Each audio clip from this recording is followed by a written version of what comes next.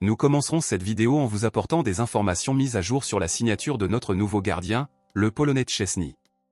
Ces dernières heures, Szczęsny est arrivé définitivement à Barcelone pour signer officiellement son contrat avec le club catalan, et ce matin le joueur a subi les examens médicaux de Barcelone, qui se sont déroulés avec succès. Selon les informations publiées aujourd'hui par les journaux espagnols, on s'attend à ce que la cérémonie officielle de présentation du joueur, au cours de laquelle il signera publiquement son contrat avec Barcelone, ait lieu mercredi, car le club catalan serait encore en train de finir de résoudre les problèmes bureaucratiques avec la Liga pour inscrire le joueur. Dès que nous aurons plus d'informations sur cette signature importante, nous vous apporterons tout ici pour vous, alors restez à l'écoute. Eh bien, je vous ai informé de la signature de notre nouveau gardien de but, alors passons maintenant à l'actualité principale, bombe exclusive de dernière minute.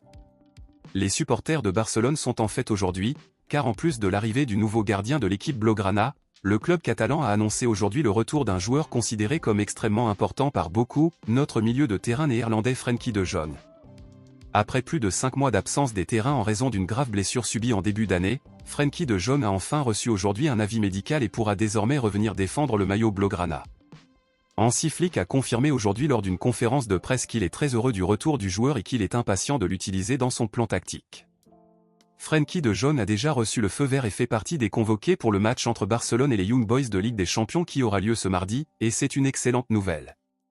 Frenkie de Jong était un titulaire absolu au milieu de terrain de Barcelone avant de se blesser, cependant, comme le joueur n'a pas encore joué cette saison et n'a pas encore été officiellement utilisé dans le schéma tactique de Hansi Flick au-delà de l'entraînement, on ne sait pas encore si Frenkie de Jong sera titulaire ou remplaçant lors du match contre les Young Boys. Alors, compte tenu de cela, selon vous, Frenkie de Jong devrait-il être titulaire ou remplaçant lors du match contre les Young Boys en Ligue des Champions ce mardi? Pensez-vous que Hansi Flick devrait le préserver et ne le laisser jouer que quelques minutes dans ce match?